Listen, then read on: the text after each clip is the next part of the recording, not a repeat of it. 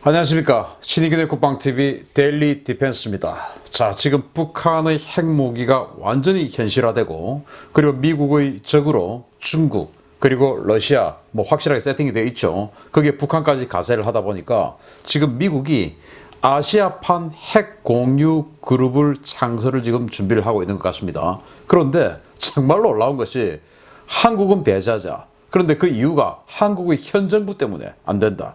이 한국의 현 정부가 있는 한 한국은 이 핵 공유 그룹에서 빼야 된다. 라는 논의가 진행되고 있다. 정말 놀라운 얘기예요. 이것이 정말 사실인지 어떤 상황이 전개되고 있는지 알려드리도록 하겠습니다. 자, 한일 관계 연일 우려를 쏟아내는 미국이죠. 이란 긴장 유감스럽다 경고를 하죠. 저는 지금 이란이라고 적었는데 이건 많은 분들이 보시면 아니 왜 한일이 아니고 이란이냐 이렇게 말씀하시는 분들이 계세요. 그러나 저는 이 국제사회에서 진행되고 있는 사실을 여러분들에게 보다 정확하게 알려드리고자 이렇게 원문을 그대로 해석을 했습니다. 예를 들어서 우리가 동해라고 부르고 또 부르고 싶고 그렇게 불리기를 바라는 바로 그 바다죠. 우리 동해. 그런데 국제사회에서는 그걸 Sea of Japan이라고 해요. 그런데 우리는 그걸 다 가리고 예를 들어서 어떤 지도에도 Sea of Japan, 어떤 지도에도 Sea of Japan인데 그걸 우리만 가리고 동해라고 다시 포토샵으로 수정해가지고 그걸 또 방송에 내보냅니다. 그러면은 국제사회가 도대체 분위기가 어떻는지 우리 국민들은 알지를 못해요. 마찬가지로 이런 것도 저는 그래서 그런 지도조차도 저는 Sea of Japan이라고 적은 지도가 있다면 방송에 그대로 내보냅니다. 왜?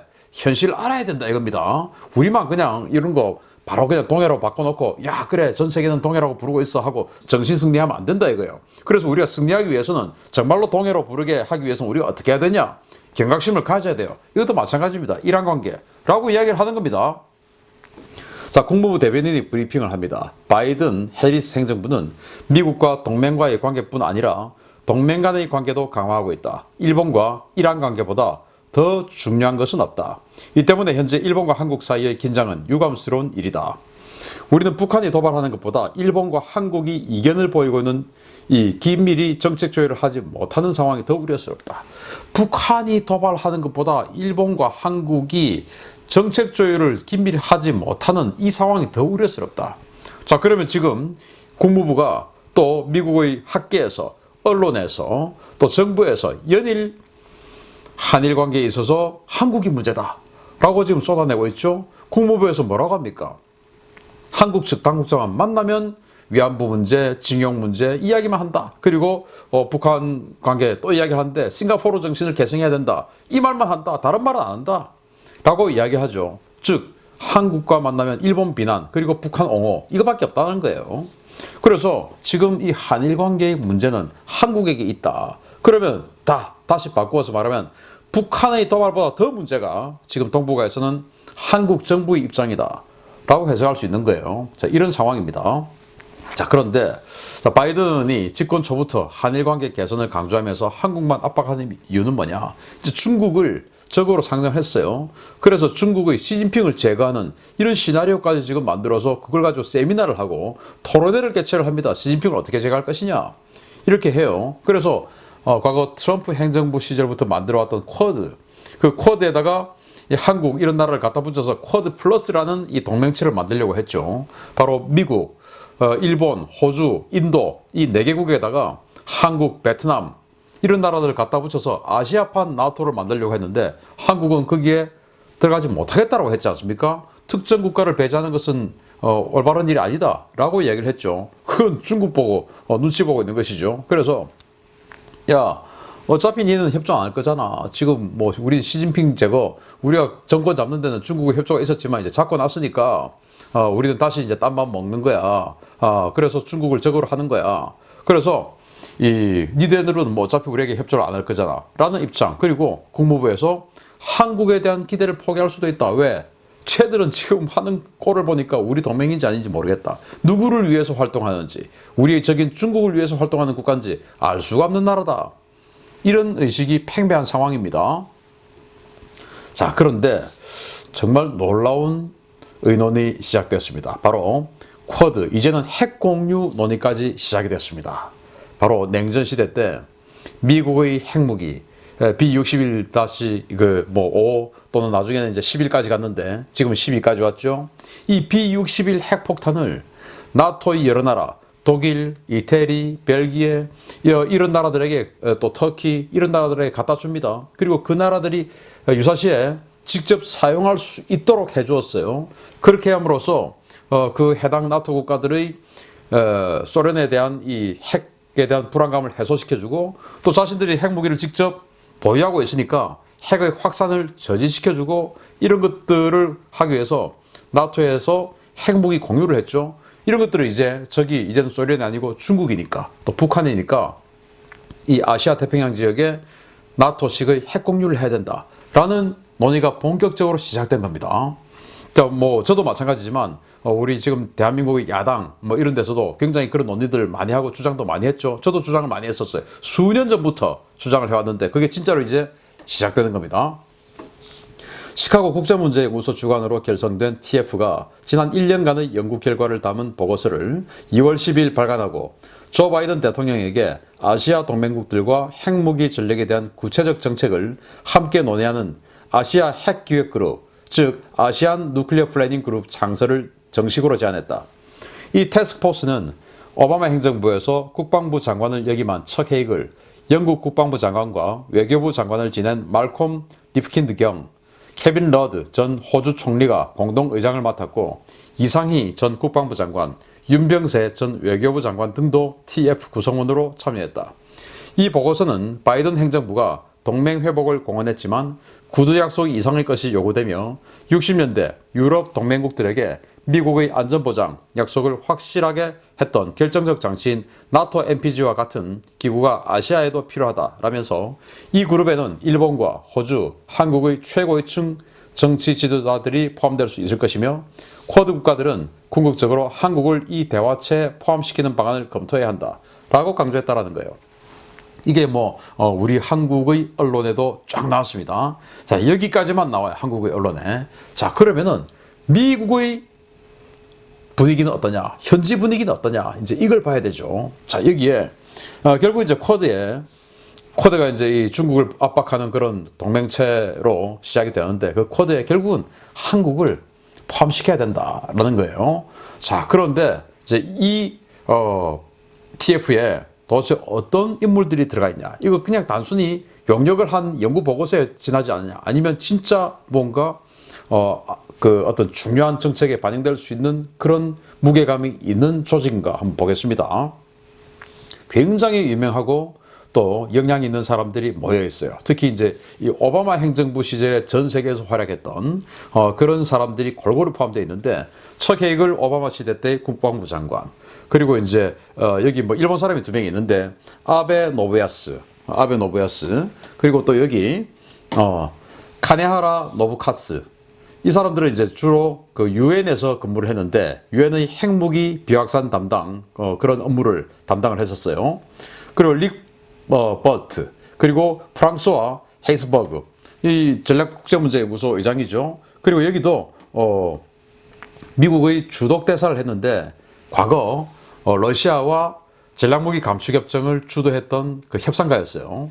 자, 이런 사람들이 또 여기 이제 커티스 카퍼러티, 주한미군 사령관을 지내고 그리고 나토군 최고 사령관을 했던 사람이죠. 이런 사람들이 이제 포함되어 있는 겁니다. 그리고 이명박 정부 시절의 국방부 장관이었던 이상희 장관, 그리고 박근혜 정부 시절의 외교부 장관이었던 윤병세. 자, 이 사람들을 전체의 면면을 보면 오바마 시대 때 전 세계를 주름잡던 외교관들이에요. 그리고 아주 최고위층 외교관들이죠. 그런데 이 사람들의 면면을 전부 다 이제 성향을 분석해 보면 글로벌리스트들이다. 이렇게 분석을 할 수가 있습니다. 자, 그래서 이 사람들의 이런 면면을 봤을 때 이것은 미국의 정책에 반영될 가능성이 아주 높은 거예요. 진짜로 이제 아시아판 핵 공유가 시작되는 겁니다. 그러면 이제 제가 그동안 말했던 바가 있죠. 군산기지, 이런 곳에, 군산기지에 우리 한국 F-16 전투 비행대대가 하나 있죠. 아니면은 우리 서산기지, 아니면 청주기지, 이런 데다가 미국의 B-61-12 전술 핵폭탄을 받아서 거기서 운용을 하자라고 주장을 했었는데 그게 지금 실현될 가능성이 있는 거예요. 그런데 그것은 저희 꿈에 불과할 수도 있다. 왜냐? 한국은 빼고 라는 주장들이 지금 나오고 있는 겁니다. 자, 실력자들이 제안한 이 핵기획 그룹은 뭐냐? 바로 나토에서 시행을 했었는데요. 그룹 구성국들의 핵무장을 금지하는 대신 미국이 핵우산을 제공하고 미국의 핵무기 운용에 대한 의사결정에 구성국들이 참여하는 방식입니다. 핵무기 사용에 대한 최종 결정권은 미국 대통령에게 있지만 참가국들이 핵무기 사용 여부를 표결할 수 있고 필요할 경우에 미국 대통령에게 긴급 행동 메시지를 받아 구성국이 자국 영토에 보관 중인 미 핵무기 사용이 가능하도록 하는 제도입니다.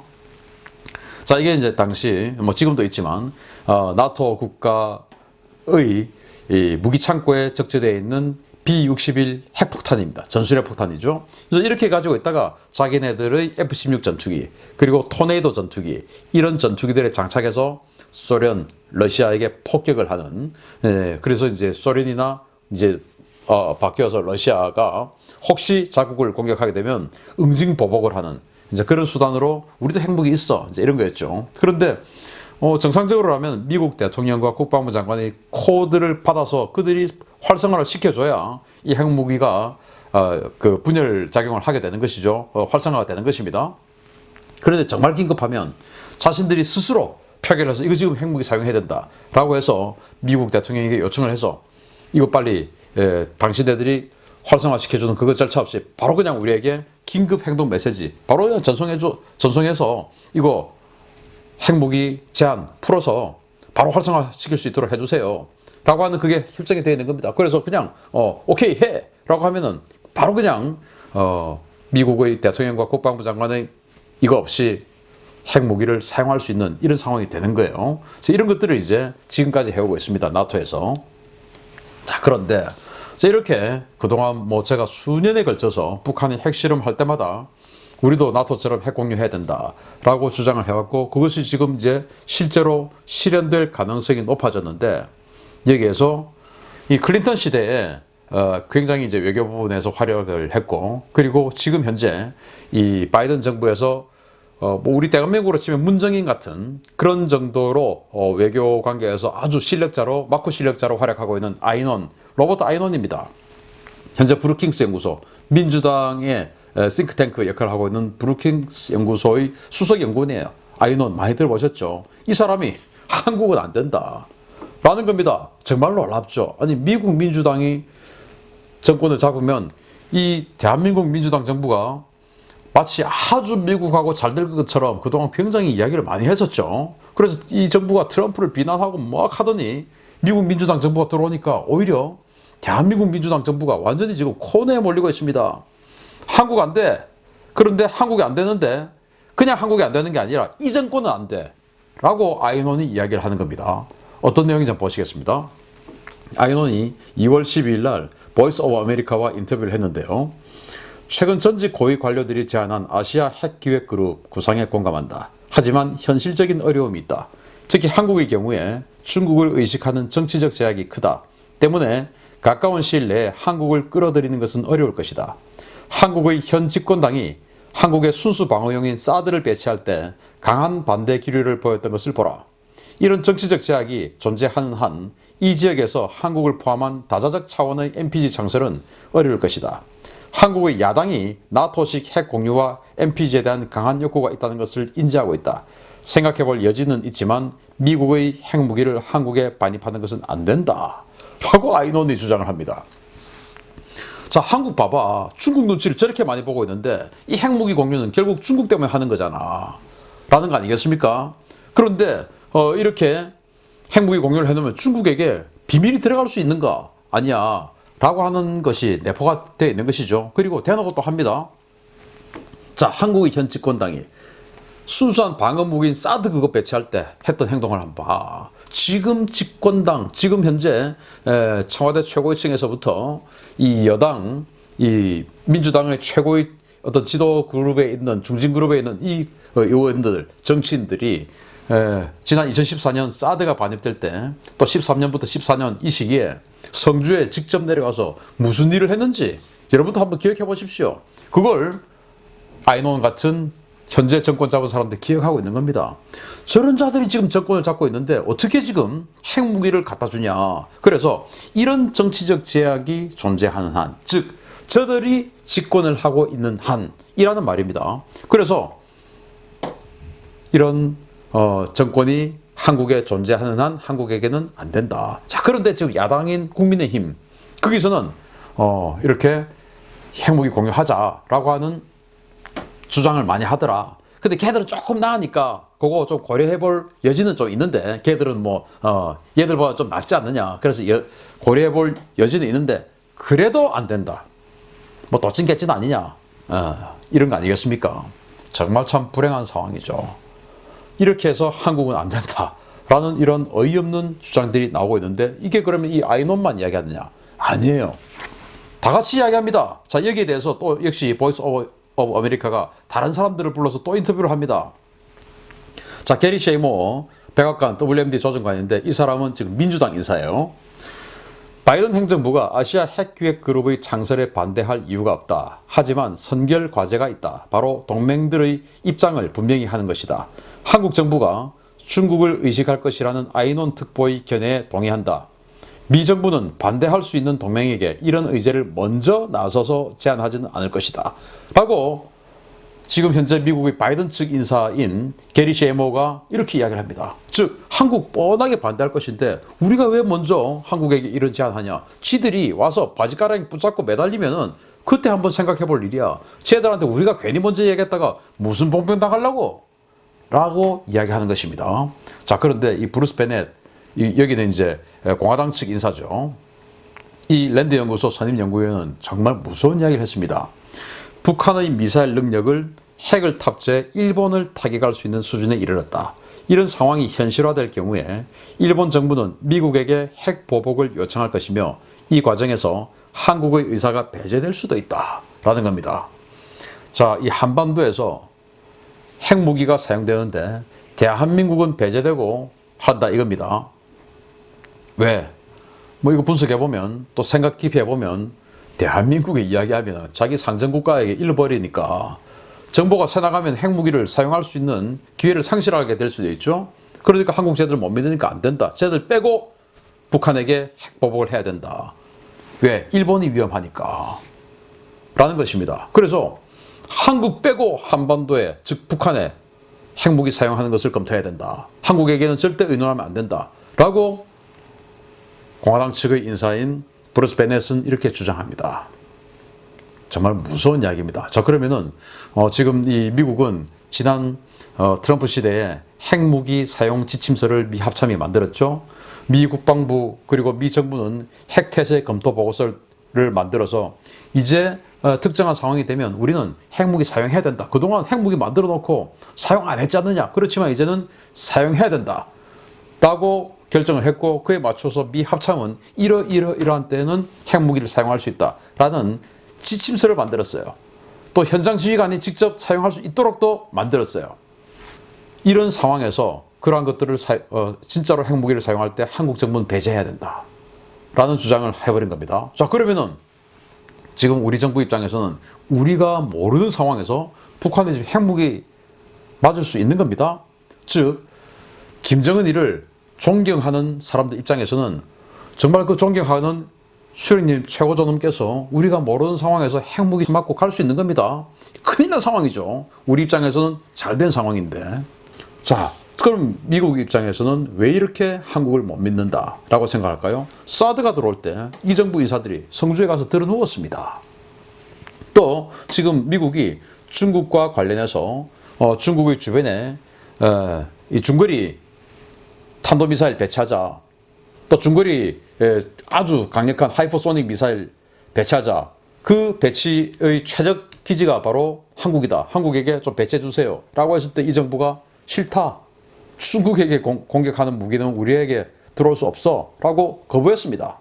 그리고 이 지역, 북한, 그리고 중국에 대한 그 동맹체제의 핵심이라고 할 수 있는 한미일 이 삼각협력의 아주 핵심이 되는 군사정보보호협정, 일본과의 지소미아, 이걸 한국은 자해공갈단처럼 행동했어요.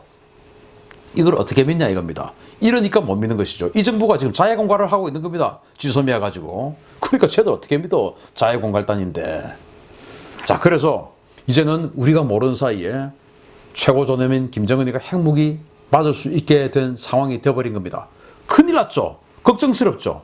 그래서 지금 우리 정부가 나선 겁니다. 왜? 최고 존엄이 핵무기 맞으면 안 되니까. 그래서 지금 동아일보 보도를 했는데요. 관련한 사항을. 정부 고위 관계자는 14일 남북관계 복원보다 한일관계 복원을 먼저 해야 한다 라며 현재 우리 외교 안보가 빨리 해결해야 할 과제가 한일관계 복원이다 라고 밝혔다. 이에 따라 정부 당국자들은 바이든 행정부와의 소통 과정에서 한국이 한미일 삼각협력에 참여하겠다는 뜻을 먼저 밝히면서 한일관계 개선을 위한 한국의 노력을 설명하고 미국도 한일관계 개선에 역할을 해달라는 취지로 얘기하고 있다라고 관계자들이 전했다. 정부 당국자들은 바이든 행정부 당국자들과 소통할 때 한미일 삼각협력에 적극 참여할 의지가 있다고 밝히고 있는 것으로 알려졌다. 특히 한국 정부가 과거사 문제 해결을 위해 열린 태도로 접근하고 있음에도 일본이 양보하지 않아서 문제 해결이 어렵다는 점도 미국에 설명하고 있다라고 정부 관계자는 밝혔다. 자, 이제 미국이 이 정부 들어와서 바이든 정부 들어와서 계속 한일 관계를 가지고 지금 딴지를 거니까 이제는 야, 이거 안 되겠구나. 한일 관계 복원해야 되겠다라고 생각이 됐겠죠. 그래서 이제 미국과의 관계를 제대로 이어가기 위해서는 이제 이런 식으로 일본을 적대시해서는 안 되겠다라는 생각을 했나 본데, 자, 그런데 여기에 또 기가 막힌 내용을 하고 있어요. 한국 정부가 열린 태도로 한일 관계 개선을 위해서 열린 태도로 접근하고 있음에도 불구하고 일본이 양보하지 않아서 문제 해결이 어렵다는 점도 미국에 설명하고 있다. 아니, 미국이 지금 계속 한국 사람들 만나면 위안부 문제, 그리고 또 징용 문제, 이런 것만 이야기하고 있다. 그러면은 도대체 누가 양보하지 않는 것이라고 미국이 판단하고 있겠습니까? 이미 다 알고 있는데. 그런데 지금 이렇게 이야기하니까 도대체 진실성이 있는 자들이라고 생각하겠습니까? 저는 일본이 징용 문제, 위안부 문제 잘했다고 1도 생각하지 않습니다. 분명히 잘못했죠. 그렇지만은 그것은 과거에 덩샤오핑이 센카쿠 문제를 가지고 일본과의 문제에서 더 이상 이렇게 해서 중국의 경제 발전을 늦춰서는 안 된다. 그래서 후세에 맡기자라고 했던 것처럼 슬기롭게 지금은 우리 국익을 위해서, 그리고 우리 생존을 위해서 슬기로운 방안을 찾아야 되는데 이들은 그렇지 않죠. 분명히 일본이 잘못한 건 맞는데, 그렇지만은 그 부분에 있어서 슬기로운 방안을 찾아야 되는데 이들은 그러지 않습니다. 왜냐? 선거에 도움되니까. 그래서 버티자니 최고 존엄이 위험하고 태세 전환하자니 지지층이 흔들합니다.